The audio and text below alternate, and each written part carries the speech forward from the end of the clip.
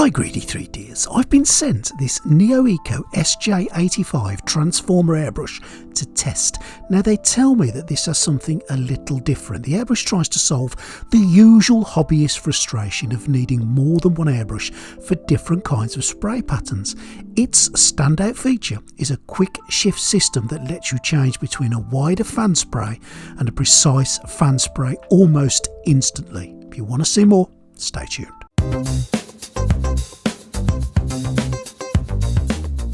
The Transformer SJ85 Neoeco airbrush arrived in a sleek, well-organised box with a layout designed for clarity, protection and immediate usability. The packaging is compact but sturdy, with a matte black finish and subtle branding that gives it a professional, understated look. Upon opening the box, you're greeted by a foam-lined interior that securely houses the airbrush and all its components. The SJ85 itself is pre-installed with a 0.5mm nozzle and presented front and centre, nestled in a custom cut slot that prevents movement during transport. Beneath the airbrush, the additional nozzle kits, a 0.3mm and a 0.8mm, are individually packed in labelled compartments, making it easy to identify and swap them as needed. Each nozzle set includes its matching needle and cap, and the spare O-rings are tucked into a small resealable pouch. The quick shift head is already mounted and the rotating mechanism feels smooth and well machined right out of the box. There's no clutter or excess packaging. Instructions are printed on a single fold-out card with clear diagrams explaining how to switch the spray patterns, clean the nozzle and change needle sets. The overall presentation is clean, efficient and geared towards getting users up and running quickly. Something an airbrush user will either love or hate is its ergonomic gun handle grip. A pistol grip airbrush resembles a spray gun with a vertical trigger that's pulled like a firearm, offering a more natural hand position and reducing strain during long sessions. Traditional airbrushes use a horizontal trigger on top, operated by pressing down and pulling back with the index finger. This allows finer control but can be less ergonomic over time. The pistol grip designs are often preferred for larger coverage and comfort, while it has to be said that traditional designs excel in precision and maybe detailed work. The SJ85 boasts a pistol-type handle, which is ergonomically shaped to fit the natural curve of your hand, plus it features a special groove for your finger which is designed to improve that stability during long periods of use. With its matte and non-slip finish, it remains surprisingly comfortable and easy to control. Now, I've used it for a while and to be honest, I've always liked this style of handle, as I do find my hand aches less in lengthy airbrushing sessions. But the handle is not the main talking point of this airbrush. That accolade falls to the SJ85's patent quick shift mechanism that sets it apart from conventional dual action airbrushes. This lets you switch between maybe adding a broad coated primer to a more precise round pattern for more detailed areas. This switch can be made relatively quickly without tools or disassembly thanks to a patented 360-degree rotating head. To switch between the wide and precise spray modes on the Transformer SJ85, you simply engage the quick shift mechanism built into the airbrush's rotating head. Found at the front of the unit, the spray head is designed to rotate freely at a full 360-degree motion. To change modes, you simply pull the head outward. This disengages the internal locking system and then rotate it to the desired spray pattern. When set to the fan position, the airbrush delivers a broad, flat spray, ideal for base coats and large surface coverage. Rotating it to the round position narrows the spray into a focused stream, perfect for fine detail work and precision shading. Once the head is aligned with your chosen mode, release it and it locks the mechanism back into place, ensuring consistent atomization without the need for any tools or disassembly. The transition is smooth and takes only a second, allowing you to shift between tasks without interrupting your workflow. Adjustments to air pressure or paint viscosity may still be necessary depending on the medium that you're using, but the quick shift system itself is intuitive and designed for rapid, reliable switching.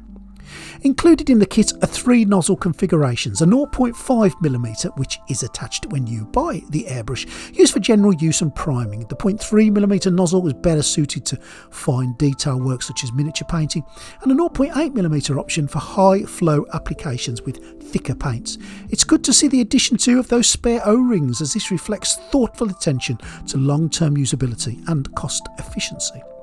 The airbrush is not without caveats. 195 grams, it's heavier than many entry-level airbrushes, which can be a plus for stability but may cause fatigue for some users used to lighter models. The quick shift head, while fast and tool-free, can take some getting used to. Achieving consistent results when switching between fan and round patterns may require practice, especially when working with different paint viscosities or air pressures perhaps. Not a negative feature as such, but definitely worth mentioning. The included 0.3mm nozzle is versatile for most miniature work, but if you're focused on ultra-fine detail, you may find it a little limiting compared to some dedicated 0.2mm setups that are out there. Again, it has to be noted that as a relatively new brand, Neoeco doesn't yet have the same level of parts or availability or community support as the more established names, which could affect long-term maintenance or compatibility. And while the SJ85 is designed to be more user-friendly, you may still face a learning curve with its dual action trigger and pattern switching system. To be honest though, these issues are relatively minor and largely dependent on your user preference, but they're worth considering if your priorities lean towards ultra-light handling, micro detail precision, or a brand ecosystem support. To conclude, the Transformer SJ85 is a versatile ergonomic airbrush. It is designed for both hobbyists and perhaps more professional users. Overall, it is a well-engineered, feature-rich airbrush system that delivers on both performance and user experience. It's a strong contender for anyone seeking a reliable, adaptable tool for broad and precision spraying across multiple creative projects, and its switchable head is certainly a feature that I liked using. So unless I'm very much mistaken, this Neoeco Transformer SJ85 airbrush is pretty much the only one of its kind that I've seen. Please correct me if I'm wrong, but I've not seen one with an end like this that allows you to choose between a more fanned approach and a streamlined jet just by pulling it in or pushing it out, which I have to say is a great idea. I've used it a couple of times for priming especially, and I found that it does do a really good job. Now, if you are not going to be using a rattle can, if you're doing something maybe like a helmet or a big cosplay piece, and you need something that's going to give it a little bit of welly, then this certainly would do the job for priming. There's a fairly decent cup on it, but I don't think the cup is big enough to prime something huge. So perhaps if you put a bigger cup on, and they are standard sizes, you probably get a little bit more out of it. But for priming, absolutely wonderful. For fine work, the 0.03mm needle, I prefer, and it's just my preference, I prefer the 0.02mm approach. It just means that I can do my finer work a lot easier. That's just my preference. The 0.03 does do the job, and it depends what you guys are used to. The other thing for me, the pistol grip, I like it. I do like it. I don't mind that. The only thing I would say again for detailed work, my muscle memory and my experience is on a more traditional kind of an airbrush. So for me, I prefer the traditional kind for fine work, but I don't mind a trigger one for doing some priming or some bigger work, maybe priming in black and then doing a zenithal shade in white. This is definitely something that is good. Cost wise, you're looking around about $60 for this, which I don't think is a bad price for it. It's a fairly decent piece of kit, and you get all the needles with it. You get obviously your 0.3, your 0.5, your 0.8 roughly millimeter needles with it, and the end caps. The other thing I like about the end caps is you can just unscrew it with your fingers. So if you change the needle, you change the cap on the end, just unscrew it, screw the new one in, and you're done. And you still get that double option of a fan or a narrower spray on each size of airbrush, which again is good. Weight wise, yeah, okay, it's a little bit on the heavier side, I feel, but I have seen more traditional airbrushes heavier than this, and I've seen trigger ones lighter, so it all depends. Do your research, of course. Now, what I'm going to say about this is I don't think it's bad. I don't think it's been built bad. The only thing I did notice on the end here, I did notice that was a little bit wobbly, so the tolerances aren't brilliant on it, but everything else seems to be held together really, really well. $60, not a bad price. Now, I'm not here to tell you to buy or not to buy. That's not what I do here. I'm here to show you what it is and how it works and give you some background on it, and it's up to you to make your decision on whether you feel that this airbrush is the right airbrush for you or not, and that can only be your decision. But hopefully I'll make your decision a little bit more rounded and a little bit more educated just by giving you some details details about this brand. Now, Neoeco are not a huge brand, and they are renowned for more cheaper, budget-friendly, cost-effective airbrush kits and compressors and airbrushes. So that, you know, don't expect this to have Iwata standards, because it hasn't got that, and it's not going to have that at $60. But realistically, it's a decent enough airbrush. The only thing I haven't been able to test with it is its longevity. How will it be if it's used for an hour, 2 hours, 5 hours every day for the next 6 months? I can't answer that question, and I don't think I will be able to answer it, because I don't use airbrushes to that level, and I'm testing them all the time, so I'm swapping between airbrushes. So if you've owned a Neoeco airbrush, let me know how you've got on over time with it, and I'll be really interested, as all the viewers, to know what you think about the longevity of Neoeco airbrushes.